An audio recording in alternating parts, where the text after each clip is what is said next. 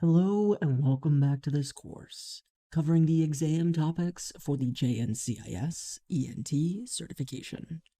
In this section of the course, we're reviewing BGP, concepts, configuration, and monitoring in Junos. In this lesson, we'll be covering the BGP state machine. Just like how other dynamic routing protocols have various neighbor states that each adjacent or neighboring router will pass through as the devices exchange information to establish their relationship, BGP has a similar set of states. These states are used to describe the process that a BGP-speaking router uses to establish a neighborship with a configured peer. Before we jump into the various neighbor states and their descriptions, let's first do a quick overview of how BGP connects with its peers. Recall that BGP uses TCP port 179 to communicate. This means that all of the communication rules with TCP are followed, since it is the underlying transport protocol. This includes completing the TCP three-way handshake, as well as acknowledging receipt of sequences of packets, and windowing those packets to reduce the number of acknowledgements that must be sent. This will be an important part to remember as we review the BGP neighbor states, since several of the states are surrounding the establishment of a TCP session, which is used to ensure reliable two-way communication between devices. Next, something to note from a previous lesson as well is that BGP neighbors must be manually defined in the device configuration. Dynamic neighbor discovery is not a feature of BGP. This falls in line with the BGP being a protocol which prioritizes administrative control of information sharing. With BGP being highly policy-based and advertising no routing information by default, along with the extreme scalability of the protocol, one can see why it has been so successful in Internet backbone applications. Let's now move on to the next slide, where we'll review the various neighbor states that are available. In a later slide, we'll cover the BGP neighbor establishment process in more detail. However, in this diagram here, we can see the states that each device will report the configured BGP peer in as it progresses through the peering establishment.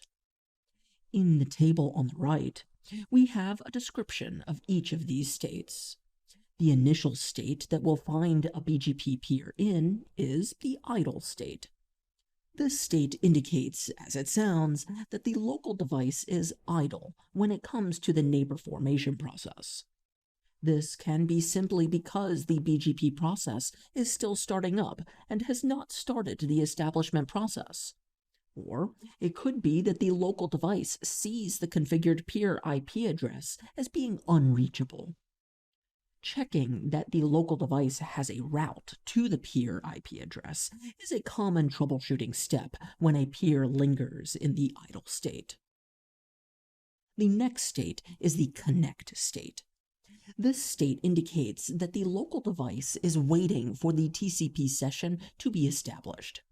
Recall that TCP performs a three-way handshake when initiating a session, to establish to both parties that two-way communication is possible and reliable.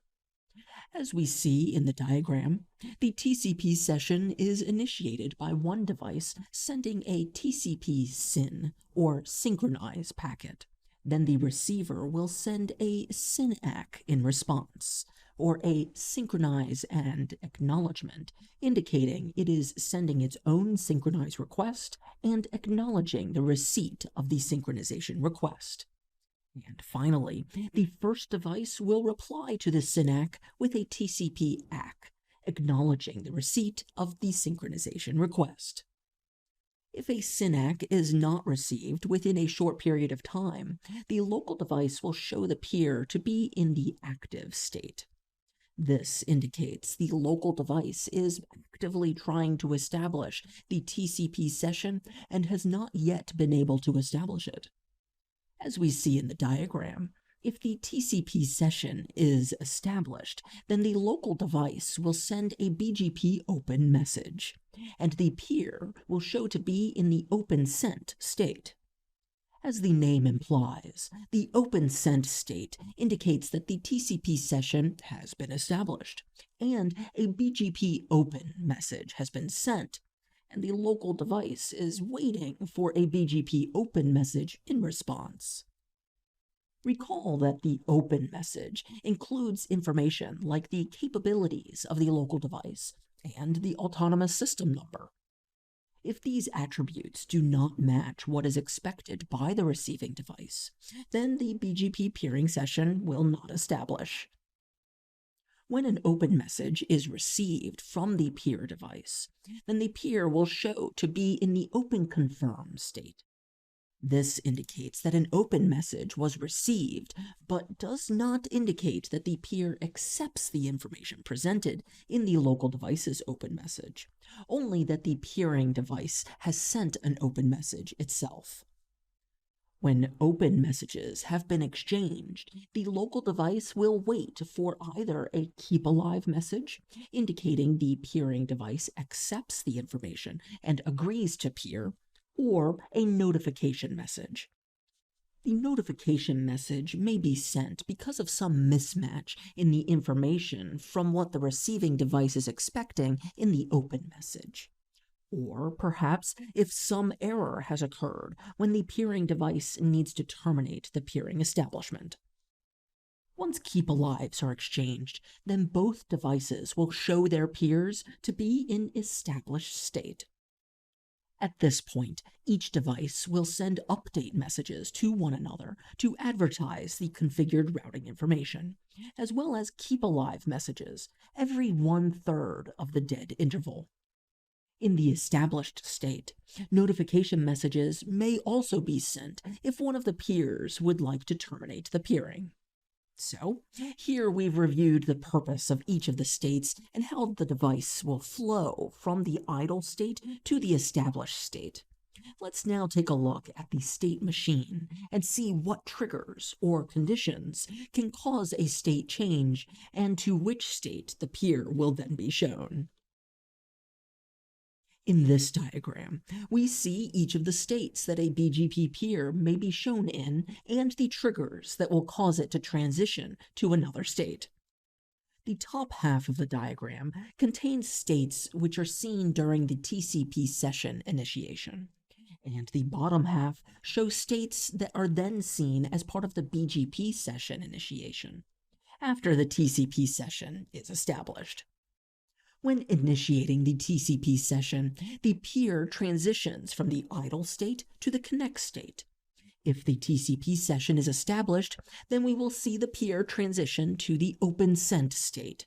However, if the TCP SYN packet must be retransmitted because no response is seen, then the peer will transition to the active state. At this point, an active timer is started. At the expiration of the active timer, the peer will transition back to the connect state, while the TCP session is still trying to be established, and a connect timer is started. Once the connect timer expires, the peer is transitioned back to the idle state, and will transition back to the connect state once another TCP SYN packet is sent. Assuming that the TCP session is completed, the peer transitions to the open sent state. We see in the bottom of the diagram that from every state there is a path to which the peer could potentially transition back to the idle state. If this is done, a TCP FIN message is sent to tear down the TCP session, since a new session will be established. If an error is detected in the open message, then the peer can transition back to the idle state. If open messages are exchanged but no keep alive messages are received, nor a notification message, then the peer will transition back to the idle state. If a notification message is received at any point in the BGP session initiation, then the peer will transition back to the idle state, as we see from these red lines in the diagram. Assuming that keep alive messages are exchanged successfully, then the peer transitions to the established state. At which point, we have here that if a notification message is received, then the peer will transition to the idle state. Now that we have a good understanding of the BGP peer state machine, let's review briefly the conditions where a BGP session is torn down. There are many reasons the peer could transition to the idle state. A primary trigger of the state transition is the receipt of a notification message. Aside from just receiving a notification message, if the dead timer expires, or perhaps if the route to the peer learned from another protocol is lost. If some other error is detected, either in the open message or other messages received, then this could trigger the sending of a notification message as well. I appreciate you sticking with me to review the BGP neighbor states and their purposes. I hope that this lesson has been informative for you, and I would like to thank you for viewing.